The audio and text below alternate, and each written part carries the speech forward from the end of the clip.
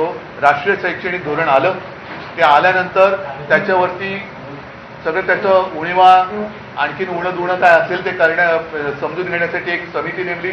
माशेलकरांच्या अध्यक्षतेखाली उच्च शिक्षणासाठी ती समिती नेमली होती. तिचा अहवाल हा सादर केला म्हणजे दिला गेला. आता तो दिला गेला तो एक असतं किंवा तो सादर केला गेला, पण तो केला गेल्यानंतर त्याच्यावरती पुन्हा काही चर्चा करण्यासाठी अभ्यासगट नेमला. त्याची एकही बैठक झाली नाही. म्हणजे तो अहवाल प्रत्यक्षात माझ्यासमोर कधीच आला नाही आणि आम्ही त्याचं पानही उघडून बघितलं नव्हतं. आता प्रत्यक्षात तो अहवाल काय आहे हे बघण्याची मला उत्सुकता आहे, पण त्याच्यात काही जरी असलं तरी आम्ही हिंदी सक्ती होऊ देणार नाही. आणि ते त्यावेळेलाही माझ्या लक्षात म्हणजे वेळ झाली नाही, सरकारच पडलं ना गद्दारी करून नाही. उद्धव, तुम्ही GRची होळी करण्याचा आदेश दिल्यानंतर तुमच्या शिवसेनेच्या कार्यकर्त्यांसोबत राज्यभरात अनेक ठिकाणी असं चित्र पाहायला मिळालं की मनसेचे कार्यकर्ते देखील त्या GRच्या होळीच्या आंदोलनामध्ये सहभागी झाले होते. 5 तारखेचा जर मोर्चा झाला तर दोन्ही ठाकरे झाला असतं तर नाही. 5 तारखेला कार्यक्रम होणार, मग तो मोर्चा होईल, सभा होईल, पण मराठी माणसाची एकजूट आता तुटू द्यायची नाही. म्हणून आता हे महाराष्ट्राच्या कानाकोपऱ्यामध्ये लोण पसरलेलं आहे. तर मी सर्वांना विनंती करतोय की आता ही जाग केवळ संकट आल्यानंतर उठून जागं व्हायचं आणि संकट दूर झाल्यानंतर आपण झोपायचं. आता झोपू नका. एकत्र आलो आहोत, एकत्रच पुढे जाऊ आणि ते एकत्र येऊ नये म्हणून हा GR त्यांनी मागे घेतला. शिंदेबरोबरचे मंत्री ते देखील नाराज झाले होते. ते म्हणाले काय GR मागे घेतला म्हणून? कारण ते लाचारच आहे, त्यांना त्यांच्या मालकांची गुलामगिरी करावी लागते. हे काय बाळासाहेबांचे विचार सांगतायत? उलट मी अजित पवारांचं कौतुक केलं मगाशी तुम्ही तिकडे विचारल्यानंतर. ते बोलले तरी, पण हे मिंदे कुठे बोलले? मिंदे कुठे बोलले?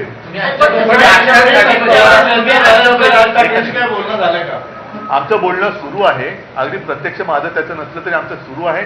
आणि म्हणून सांगतो की 5 तारखेला माझी तर इच्छा आहे की आज जे सहभागी अगदी मराठी भाषा समिती सुद्धा आहे, त्यांनी सुद्धा, इतर सुद्धा पक्ष अगदी मनसेने सुद्धा एकत्रित कार्यक्रम आपला हा व्हायलाच पाहिजे 5 तारखेला, अशी माझी आग्रहाची विनंती. आणि आम्ही तो कार्यक्रम एकत्र आला, मनसे असेल किंवा आपला पक्ष असेल, जसा या मुद्द्याला घेऊन आला हा मुद्दा तडीच नाही, तसं पुढे देखील असं एकत्रित पाहायला मिळेल का? राज्यभरातल्या जनतेला याची खास करून मी परत सांगतो की एखादं संकट आल्यानंतर आपण एकत्र येण्यापेक्षा आपण एकत्र आलो तर संकट येणार नाही, ही माझी धारणा आहे. ठाकरे ब्रँड एकत्र येईल, ठाकरे ब्रँड 5 तारखेला एकत्र येईल हे कुठेतरी त्यांना वाटलं असेल, हे मुख्य कारण आहे. नक्कीच आहे ना. म्हणजे मी तुम्हाला परत एकदा सही करतो, पुनरुच्चार करतो की पहिलं त्यांचा हा अत्यंत कुटील डाव होता की मराठी अमराठी विभागणी करायची, मराठी माणसांमध्ये फूट पाडायची आणि आपली पोळी भाजायची. आता तो डाव अयशस्वी झाला. मग आता मराठी एकत्र येऊ नये म्हणून हा GR मागे घेतलाय. नाहीतर एवढा हट्ट करण्याची त्यांना गरजच नव्हती. हिंदू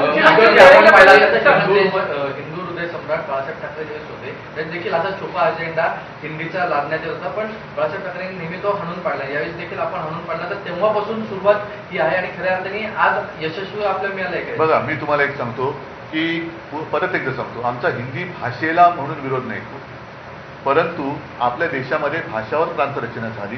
प्रत्येक प्रांताची एक भाषा आहे. त्या भाषाच्या किंवा प्रांताच्या अनुसार तिथली जी मातृभाषा आहे तिला सर्वोच्च मान हा त्या प्रांतात दिलाच पाहिजे. जसं हिंदी भाषिक प्रांतात हिंदीला दिला पाहिजे, गुजराती भाषिक प्रांतात गुजरातीला दिलं पाहिजे, तसं महाराष्ट्रामध्ये मराठीला मिळालं पाहिजे. आणि इकडे तर अनेक अमराठी लोक वर्षानुवर्ष पिढ्यानपिढ्या राहत आहेत. मात्र तुम्ही एवढं सगळं करताना मी पहिली प्रेस जेव्हा घेतली होती इकडे त्या समितीबरोबर, तेव्हा मी काय म्हटलं होतं की ह्या मराठी अमराठी जे चांगल्या गुण्यागोविंदाने नांदतायत त्याच्यामध्ये मुद्दामून विषाचा खडा हे टाकतायत आणि तो खडा टाकण्याचा प्रयत्न फसल्यानंतर आता मराठी माणूस एकत्र होऊ नये म्हणून हा दुसरा डाव टाकतायत. तर हे जे काय स्वयंघोषित अनाजी पंथ आहेत त्यांना असं वाटतं की चाणक्यानंतर हेच, तर असं काही नाहीये. जिस तरीके से मुख्यमंत्री देवेंद्र फडणवीस ने दोनों GR रद्द कर दिए, साथ ही हिंदी में बोलिए बहुत अच्छा है, आप ऐसी नहीं, लेकिन मेरे स्कूल में 5वीं कक्षा के बाद हिंदी बहुत अच्छी। चलो, धन्यवाद।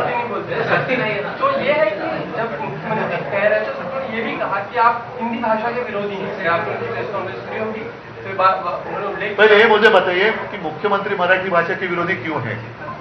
मुख्यमंत्री मराठी भाषा के विरोधी है, ये मेरा आरोप है। जाओ उनको बताओ। इसके अलावा जो समिति नरेंद्र यादव की रखी